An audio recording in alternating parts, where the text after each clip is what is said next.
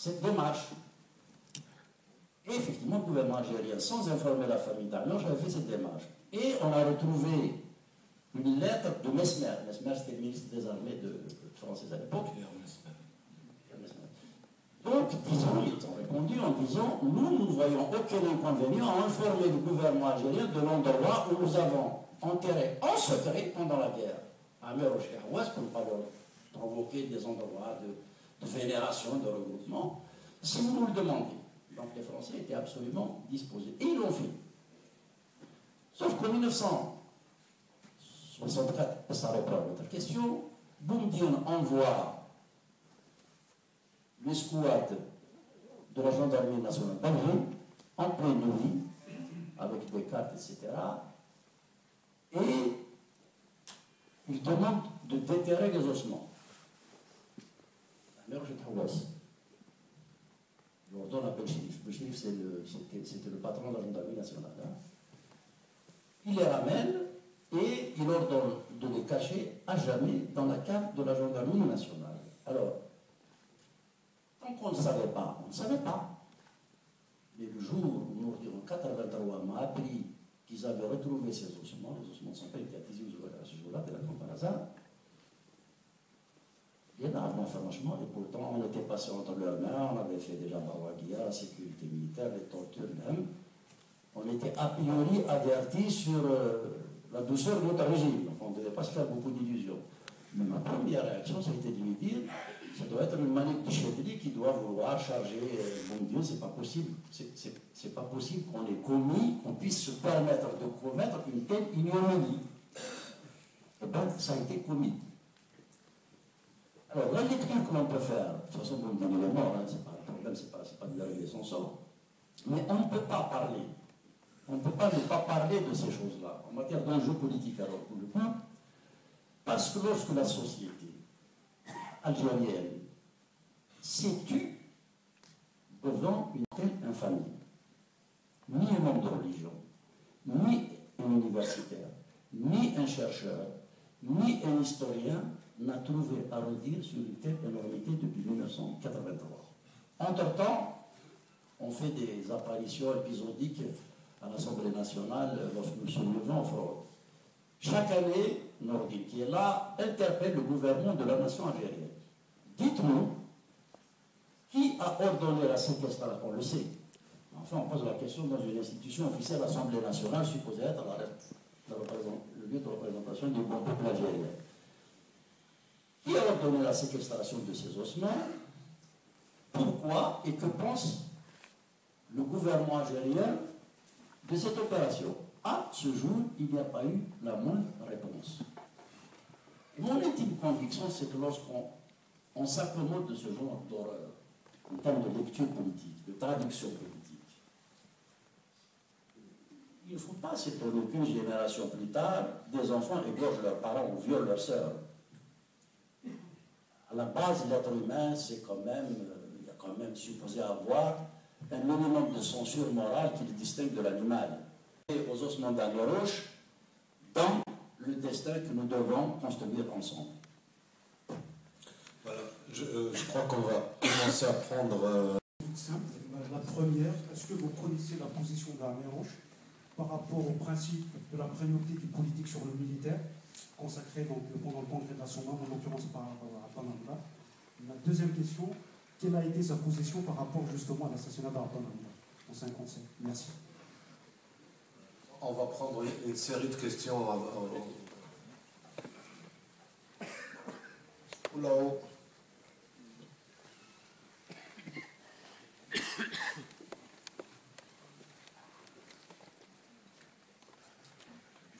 Monsieur Fleron, bonsoir tout le monde.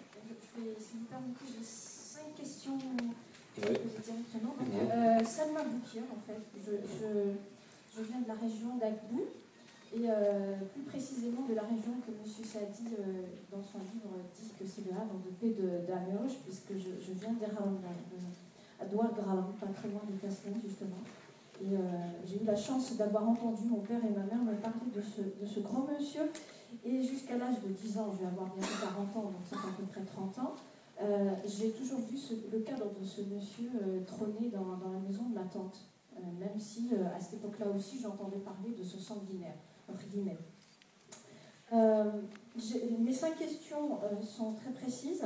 À la lecture de votre livre, Monsieur Saadi, la première question que je me pose, c'est quelle est la différence que vous faites concrètement, enfin la différenciation que vous faites concrètement entre, quand vous parlez de grande, de petite, de haute, de basse Kabylie, et parfois de la vallée de la Soumam, ça revient systématiquement dans votre livre.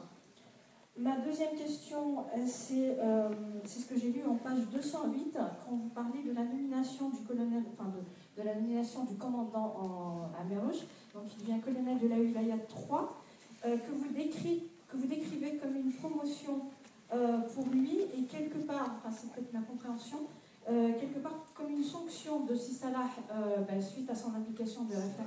C'est Nassar. Excusez-moi, je m'embrouille avec les noms. C'est Nassar qui a mis à un moment donné en danger la vie de ses supérieurs, qui est le Hassan notamment. Et au fil du livre, on se rend compte, enfin au fil du livre, dans la même page en fait, on se rend compte que ce monsieur est quand même promu comme chef d'état-major par le CCE où il a été renvoyé, où il a été appelé. Et ce que j'ai noté c'est ce que j'ai noté, moi j'ai appelé ça la promotion par l'incompétence, puisqu'a priori il devait être sanctionné pour avoir quelque part, ça a été prouvé qu'il était à l'origine de l'affaire, quelque part de l'affaire de Mirza, et qu'il y a des documents a priori qui l'attestent. Ensuite, ma troisième question, comment vous expliquez la propagation de cette réputation de sanguinaire, notamment après la guerre, alors que tout au long de votre livre, qui d'ailleurs est vraiment très très émouvant et c'est un plaisir de le lire, on a les témoignages d'hommes, que vous dites vous-même qui sont encore vivants, qui sont en admiration devant cet homme, et qu'après 50 ans, on puisse encore entendre parler d'un sanguinaire alors qu'il en a éduqué pas mal. Je reprends vraiment le terme que vous avez employé, qui revient notamment chez les personnes qui l'ont côtoyé de très près.